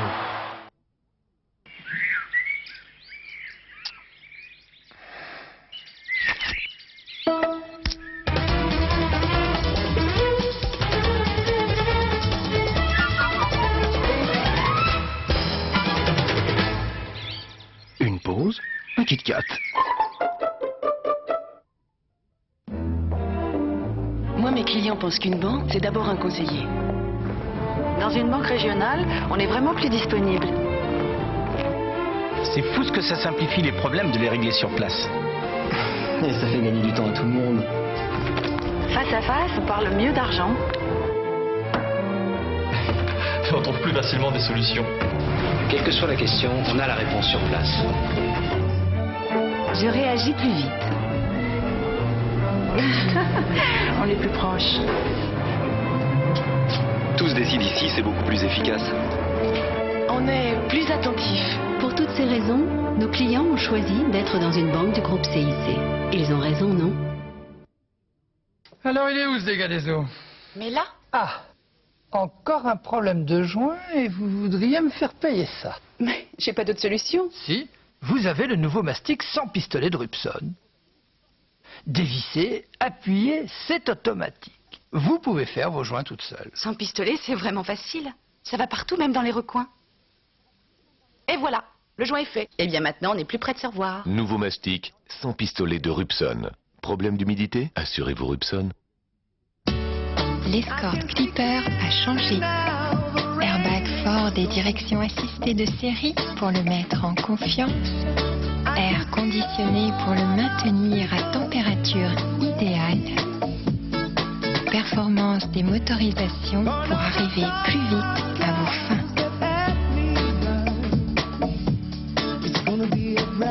Jusqu'au 31 mars, l'Escort Turbo Diesel au prix de l'Escort Essence, ça change tout.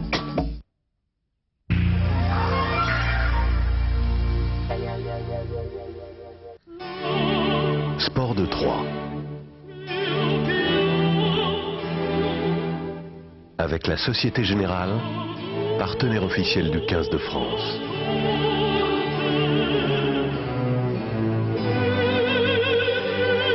Et Itinéris de France Télécom Mobile, à la rencontre du rugby.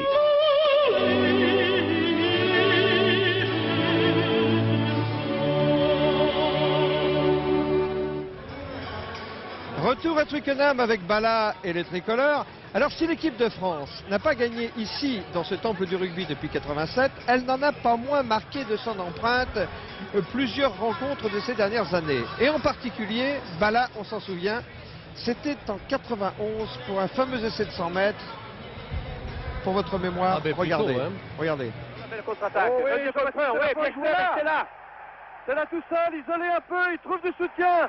Le mouvement peut continuer pour les Français. Campbell qui tape à suivre pour lui-même. Ils arrivent dans les 22 mètres de l'équipe d'Angleterre. C'est un essai, ça. Saint-André, et c'est entre les poteaux. Et la France qui prend l'avantage au score. Après 11 minutes de jeu ici à Twickenham. France 4, Angleterre 3. Voici Lafont qui décale Stella. Stella va faire un crochet antérieur, va revenir chercher quelques appuis. Voilà, Stella qui croise ici avec Didier Cambera-Béron en position de débordement. Il va jouer un coup de pied de récupération pour lui. Fallait-il le récupérer? Et il le fait. Coup de pied de déplacement au centre du terrain. Et on va voir arriver ici Saint-André, dont le rebond du ballon sera favorable.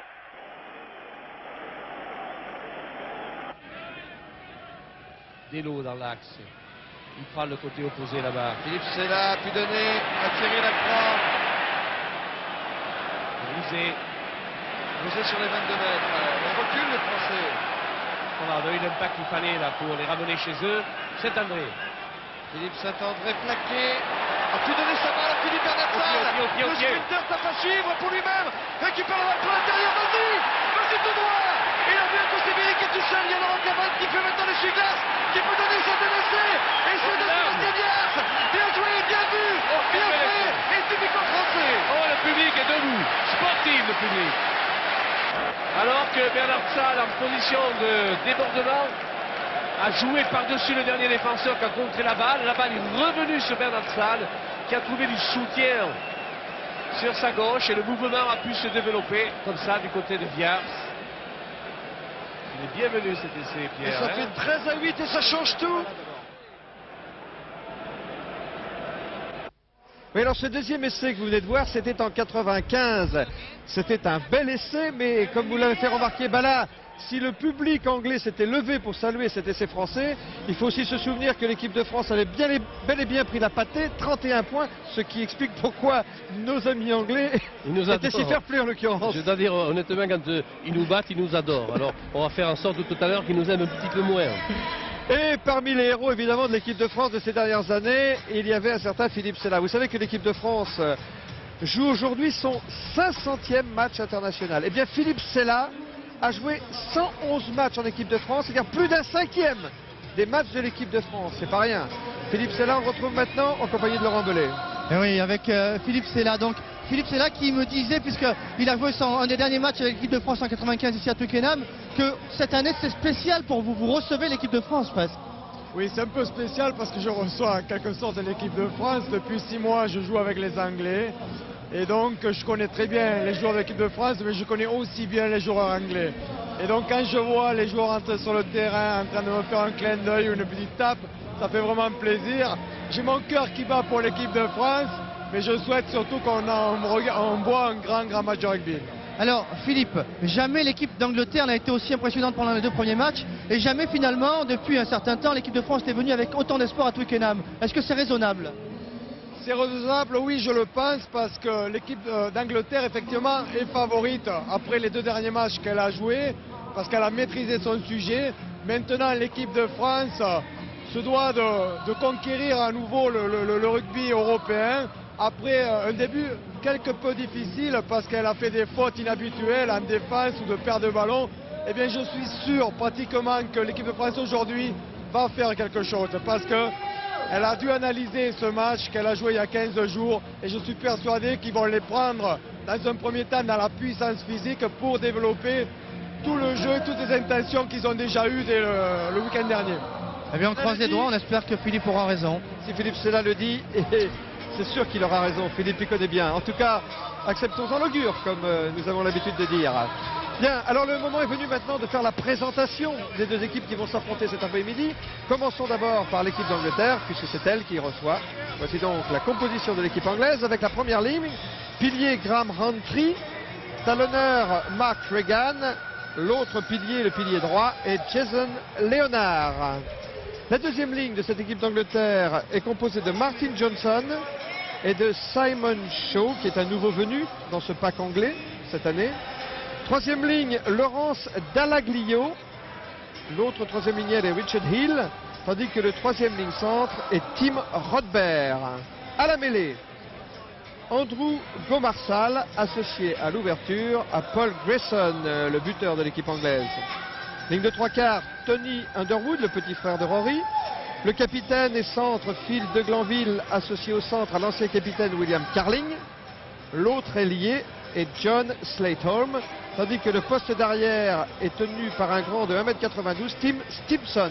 Voilà donc l'équipe anglaise qui n'est pas changée, qui n'a pas été changée du tout depuis sa victoire sur l'Écosse et sa victoire sur l'Irlande il y a 15 jours. Voyons maintenant l'équipe de France. L'équipe de France qui rend visite à l'Angleterre cet après-midi avec Christian Califano qui compte plus de victoires que de défaites contre l'Angleterre. Marc Dalmazo, le talonneur. Le retour de Franck Tourner au poste de pilier. La deuxième ligne, c'est Olivier Merle associé à Hugues Miorin. La troisième ligne de l'équipe de France est composée de Abdelatif Benazi, le capitaine. La première titularisation de Olivier Magne au poste de flanqueur. Fabien Pelous est numéro 8. Demi de mêlée, Philippe Carbonneau. Demi d'ouverture, Alain Penaud. La ligne de trois quarts est composée de David Venditti, meilleur marqueur d'essai du tournoi jusqu'à présent. Stéphane Glas au centre, associé à Christophe Lamaison. L'autre ailier est Laurent Le Flamand, tandis que le poste d'arrière est tenu par Jean-Luc Sadourny. Voilà donc pour la composition de cette équipe de France à laquelle nous souhaitons bonne chance, en se souvenant, Bala, que les autres équipes de France qui étaient opposées aux autres équipes anglaises ce week-end ont gagné. Oui, c'est vrai que nous avons eu un bon week-end puisque France a gagné, tout comme l'équipe des moins de 21 ans et nos universitaires, ceux qui font l'avenir de notre rugby. Alors nous devons nous en réjouir et puis en attendant mieux, eh bien on va patienter pendant 80 minutes pour voir si on peut faire le grand chelem dans un week-end. Aucun joueur français, aucun des joueurs qui composent la sélection française aujourd'hui n'a gagné à Twickenham. Et oui, il faut le noter, c'est vrai. Il ne reste d'ailleurs que 3 survivants de la dernière défaite ici dans ce stade en 95. Il y a Califano, il y a Benazi, il y a Sadourny. Même le grand Olivier Merle, par exemple, n'a jamais joué ici à Twickenham, où les supporters de l'équipe d'Angleterre sont très confiants, un petit peu arrogants. Mais il y a peut-être de quoi, dans la mesure où cette équipe d'Angleterre réussit un carton depuis le début de ce tournoi, en dominant très nettement l'équipe d'Écosse ici à Twickenham pour son match d'ouverture et surtout en allant écraser, j'allais dire atomiser l'équipe d'Irlande il y a 15 jours à Lansdowne Road. Cela devrait quand même nous impressionner, Bala. Mais plutôt parce que l'équipe d'Angleterre est une équipe qui est en train de carburer dur. Elle fait un match à l'usure, c'est-à-dire qu'elle châtie dans les premières minutes. Et puis en fin de match, elle concrétise. Elle l'a fait contre l'Irlande, elle l'a fait contre l'Écosse ici à Twickenham. C'est une équipe qui est bien au point et nous aimerions bien qu'elle nous offre un spectacle peut-être un peu plus aéré. Non pas parce que ça rentrerait dans nos cordes de les contrer à ce niveau-là, mais parce que le rugby, le futur du rugby, sera plus que jamais dans le mouvement et dans le jeu de passe et le jeu dans le grand champ. Alors souhaitons que les Anglais montrent l'exemple. Je voudrais vous dire que l'arbitre du jour s'appelle Monsieur Fleming, il est écossais, il est assisté à la touche de 2 écossais, Monsieur Murray et Monsieur Ramage. Monsieur Fleming, nous le connaissons bien, vous l'avez vu avec son survêtement bleu. Monsieur Fleming, nous le connaissons bien parce qu'il a déjà arbitré 3 fois l'équipe de France dans le tournoi. Et si je me souviens bien, la première fois qu'il a arbitré l'équipe de France, c'était pour la victoire française en 87. Le voici en discussion avec Abdelatif Benazi. Premier incident de ce match, il oblige Abdelatif Benazi à retirer ses épaulières. Eh bien, vous venez de le voir en direct, Monsieur Fleming Tatillon. Oui, la preuve, alors là, il y a le règlement qui est formel. On ne peut pas mettre de protection si elles ne sont pas liées au maillot, si elles ne font pas partie de la panoplie complète. Alors Benazi, qui a l'habitude de se faire protéger les épaules, eh bien malheureusement a amené un élément qui n'est pas réglementaire. C'est la raison pour laquelle M. Fleming est intervenu. Oui, j'imagine que c'est le branle-bas combat là en ce moment dans l'environnement de l'équipe de France. Ça y est. Oui, Pierre, ça y est. alors là, c'est pas bien parce qu'il n'a pas compensé ce manque d'épaulière et psychologiquement, il se pourrait que ça lui manque beaucoup à Abdelaziz Benazi. Et voilà les Français, les premiers à entrer dans cette arène du temple de Twickenham. Quelques applaudissements polis, je dirais, peut-être de circonstance. Il y a quand même des supporters français, certains d'entre eux même se sont vus proposer au marché noir des places à 2500 francs ce matin, et maintenant sous la conduite de leur capitaine Phil de Glanville. Voici les Anglais, et écoutez l'ovation de Twickenham.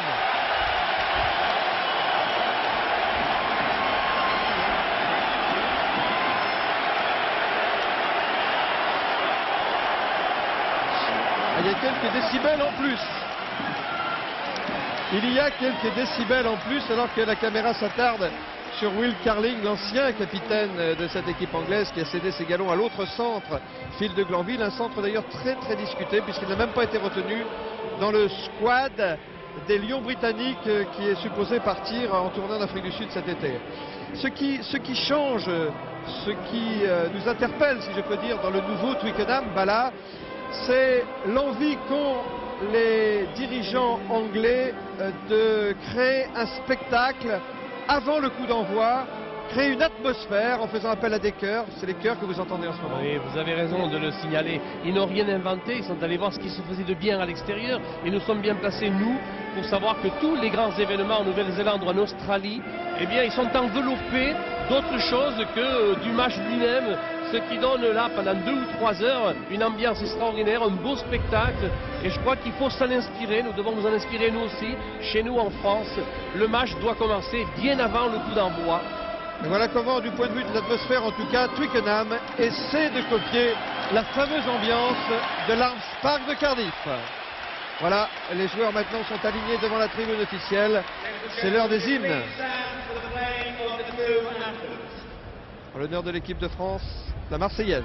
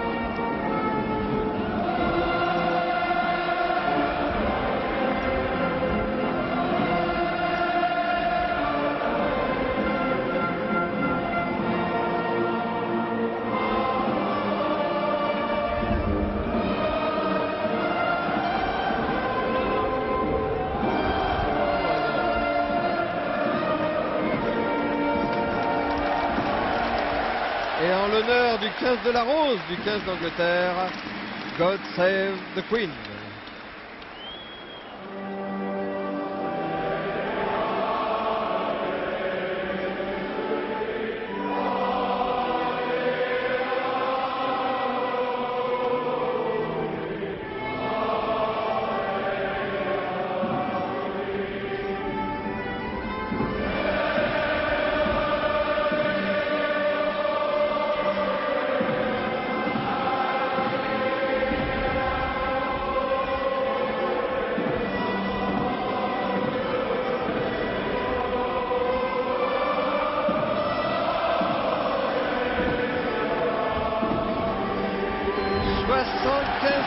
Spectateurs dans ce stade de Twickenham archi-comble pour le choc annoncé, pour le match présenté comme la finale avant la lettre du tournoi des 5 Nations, comme le passage obligé Pierre Badejo pour les deux équipes si elles veulent gagner le grand chelem du tournoi 97.